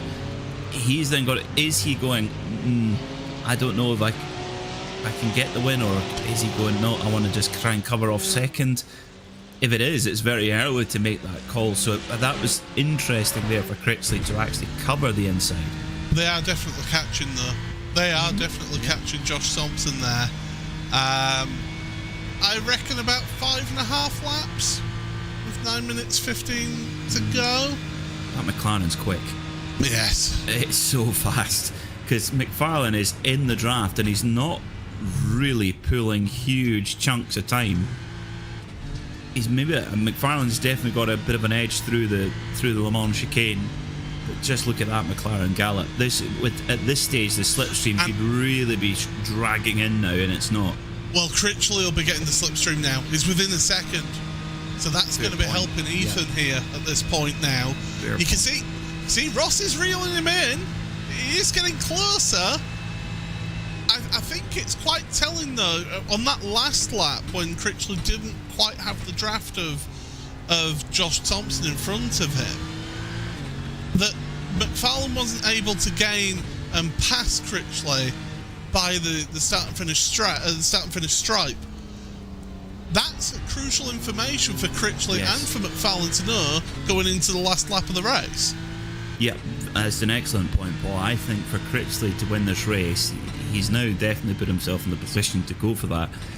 For him to win this race, he's got to get out of the Le Mans chicane first. Because I think then it's going to be very difficult for McFarlane or for perhaps Thompson to actually to draft him back again. You could argue that could Critchley then do that, use the straight line speed of the McLaren to set up a move on McFarlane if he came out behind? I don't know, but is this where the big gamble of the McLaren for Fat Atom? Is this the specific situation where it's going to come good for them?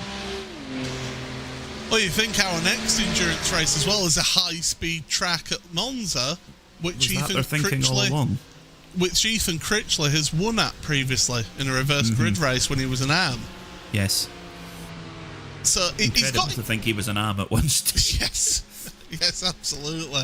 He soon got bumped up, that was for sure. That didn't take long. I think it was literally the next week he got bumped up, wasn't it, as well? Now, this is all where it comes down.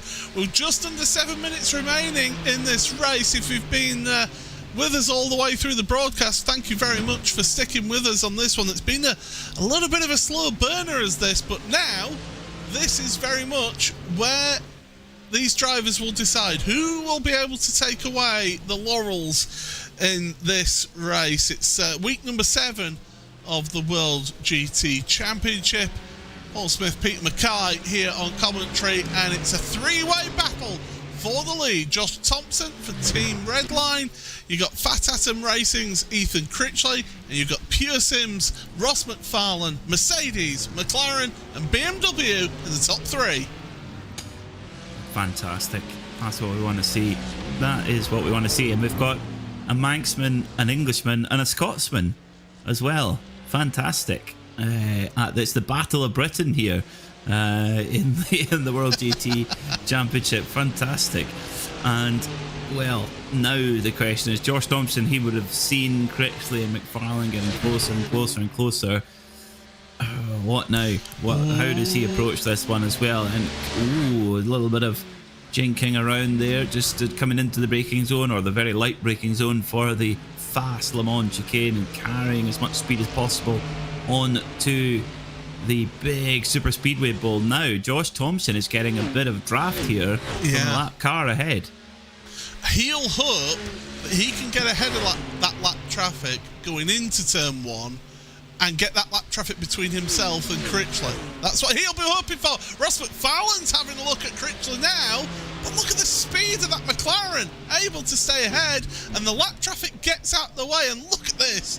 The three of them absolutely together with 5 minutes to go. I reckon about 3 laps remaining in this race, Peter.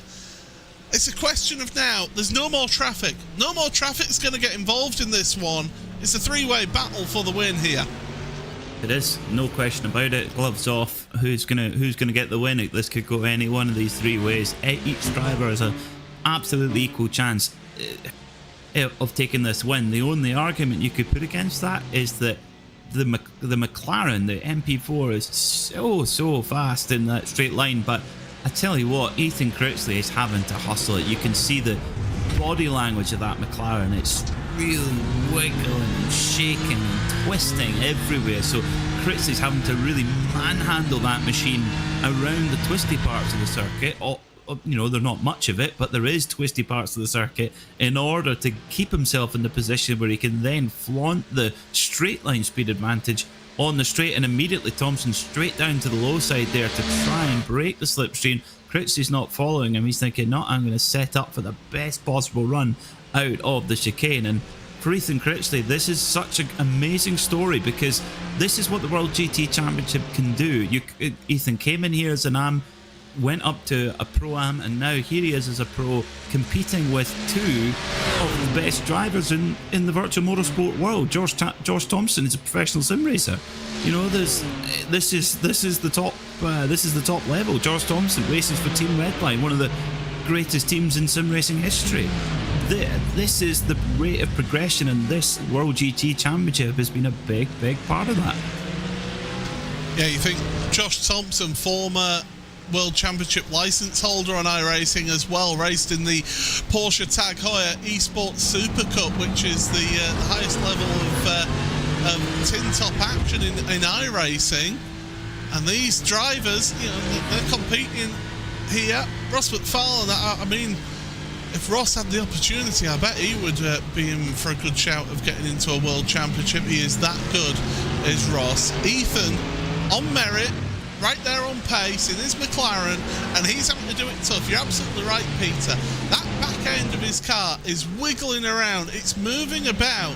He's having to get the most out of that car.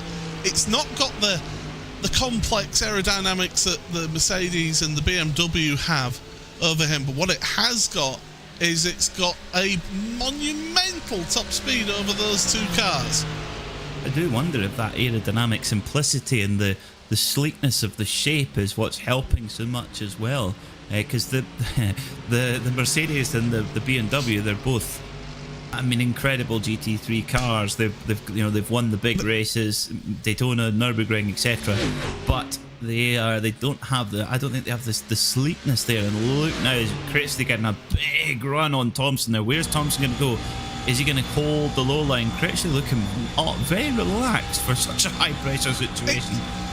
It's going to be close as to whether we get another lap here. You know, they've crossed the line and it was a minute 46 and they've been doing 43s. It's going to be close as to whether we get another lap out of this one, you know, Peter. This is going to be tight for those drivers. And look at Critchley, look at the concentration on his face. He knows he's got an opportunity here. He needs to take it. I think it's got to be the white flag. It's got to be. But they didn't show the white flag. You've got to think of the time that it's going to strike zero before they reach the finish line. So I think Critchley will know that. Has he been biding his time? Has he been stunting that run? Has he been preparing for this final run out of the Le Mans chicane? What can Ross McFarlane do? Does he have the straight line speed to be able to match this? And he's right on the bootlet there, if it had one, of the McLaren MP412C. The exhaust tip. Yes, absolutely. On the gearbox. He's absolutely on it here. Look at this. This is the view that Critchley has then, going off of NASCAR's turns 1 and 2. He's showing his nose. I don't think that's the place to do it. I think you need to get the run out of the chicane here. 32 seconds through the Le Mans chicane and out of it. Get the run now. Is this going to be a famous Fat Atom win? He's holding the high line. He's not got he's not going to slow down penalty, so he's not serving any slowdown, but he's getting right into the draft of Josh Thompson now. Is he going to make the move? He's going to the bottom side, switches to the top side, does Ethan Critchley. We're coming across the line, they're absolutely neck and neck, and it's one lap to go with Critchley in the lead. Thompson second place now as they head into turn number 1, but Thompson with the inside line, and Critchley's around. Critchley is around. Oh my goodness, right at the end of this race. He's dropped down places as Ethan is down to 4th place. James Bume has just gone past. Well, what will this mean now? Oh, he needs to keep his head, does Ethan? Don't do anything silly now. You've had such a good race. But what about Ross McFarlane now in all of this, Peter? Because he now is in prime position on Josh Thompson. What happened there? Was it contact with McFarlane? Or did he put a wheel off on the grass? Because he did go quite deep into the corner there, did Critchley. So did Critchley step a wheel on the grass? Or did he think that was the run to the checkered flag? Well, we'll have to wait and see. White flag, he's run it wide. He's just run it wide and carried. Yeah. And that was the edge he was on. He had to be on that edge to be able to. That car is an animal. It's got an amazing advantage in the straight line, but you've got to get it around the turns first. And Ethan Critchley, he put everything on the line there. Big respect.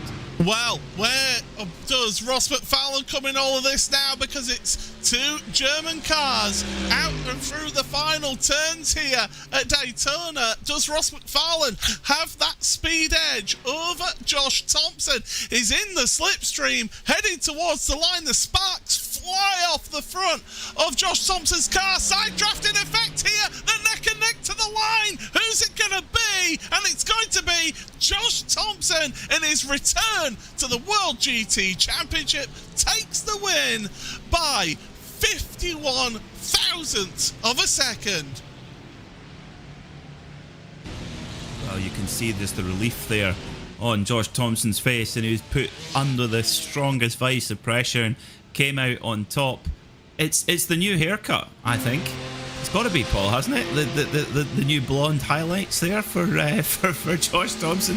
No, of course not. Brilliant performance. Grabowski held off Adam Watson. Great drive from Adam Watson as well. Second in Pro-Am behind the class winner Grabowski, but Karol Pakalka second in the AM Championship coming into this race. He's going to score big in the AM Championship, with Sophia Redpath having not a night she would have wished. That is game on in the second half of the season in the AM class. Karol Pakalka joined us at Watkins Glen and is going to come across the line neck and neck with the Audi as well. That's going to be a close finish to the line. And Pakalka just finishes ahead of Michael Gray to hold on to 17th place in the end in that full tilt V Sim Sport car, that Mercedes. It's going to be Will Guthrie and Adam Hedgecock who come across in 19th and 20th places to finish off the AM podium. To finish off the Pro-Am podium, by the way, Jack Osborne finished in 11th place. We barely talked about him all race. Quietly went about business and finished in 11th place. But what a dramatic end to that race here today. My goodness, you take a breath, but let's take you through your provisional race results. It is Josh Thompson for Team Redline on his return to the World GT Championship.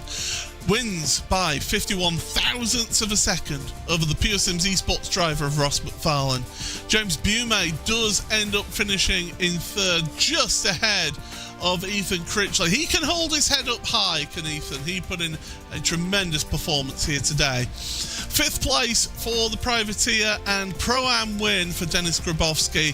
He beats Adam Watson by 3 seconds over the Altitude Esports white driver. Second place in Pro-Am, sixth place overall for Adam.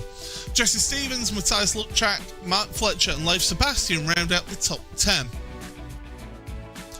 In 11th place, it was Jack Osborne then for Fat Atom Racing, who finishes off the Pro-Am podium. A good result for him. Jack Sedgwick, after a difficult day, makes it up into 12th place ahead of Andy Archer, Tim Perry, Daniel Sedgley and Jonathan Walker. Karol Pakalka for Full Tilt V Sim Sports is the top AM driver here today, ahead of them Michael Gray, and we saw them come across the line together. Will Guthrie for Full Tilt V Autosport in second place in AM, 19th overall. Adam Hedgecock for Altitude Esports Blue rounds out the AM podium and 20th place. Paul Webster finishes ahead of Chris Gooch with Richard Simner in 23rd. Our third Turtle is 24th ahead of Jessie Payne Wilkins. Sophia Ridpath had issues at the start of the race, down to 26th for her in the end. For the AM Championship leader, Lars Van Rijn, Ben Gregory and Nathan Healy all finished one lap down. Paul Clist did not finish this race, along with the rest here. Michael Rack, Marcin Rabicek, Phil Samways. Big one in terms of the Pro Championship. Alex Davidson does not finish, as well as Tom Weston, Josh Boot and Axel Slijeptrovic. But that is how close it was at the line between your two leaders. And I do believe we do actually get to speak to the overall race winner. Peter Mackay, take it away with our race winner, the returning Josh Thompson. Josh Thompson, welcome back to the World GT Championship. That's one way to mark your return. Tell us how you're feeling right now.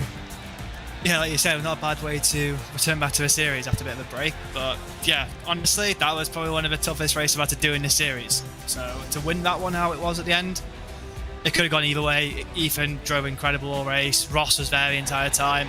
I felt a little bit out of it with the Merc because you saw I had a little mistake in the second stint. So I was just happy to bring it home at the end. But yeah, incredible to be able to win that. It was fantastic. Now, you know what I'm going to ask you now. Is this a permanent return, Josh? Are we going to see you now for the rest of the season? This season, yeah. I'll try and be here for most of them. Obviously, I thought I had a bit of downtime, but obviously I've got Porsche Contender Series, obviously the announcement of the IMSA Series, you know, like I've got so much stuff going on now, but I want to make sure I can come back to this because I do miss it. It does help me. There's been a few times I've actually like made mistakes which I wouldn't have made if I was racing the series, like getting used to traffic, overtaking a bit more, and bits and bats like that. So, fingers crossed, I should be back for the entire season. Well, we're absolutely delighted to hear that. And final question: how was the 6-course lunch at Zandvoort? Oh, it was incredible. I've never drunk so much like wine and Red Bull in my life. It was insane. Well, that's quite the combination. I'm sure it was good. It was good fun. Yeah, it was a good weekend. Fantastic. Well, Josh, it's brilliant to have you back. A superb drive, great win, and we'll see you next week. Thank you, guys.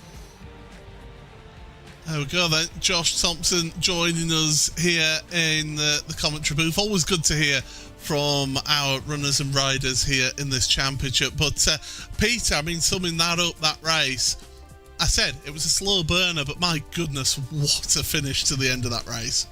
You knew it's always coming, that classic Daytona. You know, it's yes, it might seem a little bit stagnant and a little bit quiet to begin with, but these battles are all building, and it's a storyline building all the way through. And if you stick with it, you're always treated to a really special finish. And we got one there between two legends of World GT. You know, Ross McFarlane, 4-time champion, and Josh Thompson proving that he's lost none of his speed while he's had a break away from the championship. Well, the action does not stop in the World GT Championship after the mid-season break, because we head to Fuji Speedway next week for the next round of the championship. That's 2 40-minute races for you to enjoy next week. And of course, we get the return of the reverse grid wheel, so that'll certainly be thrilling to watch from the Fuji Speedway, 8 p.m. British time next week. But what a day it was. It's heartbreak for Ethan Critchley, but it's dancing for joy in pit road for Josh Thompson's return. Until next week, it's goodbye.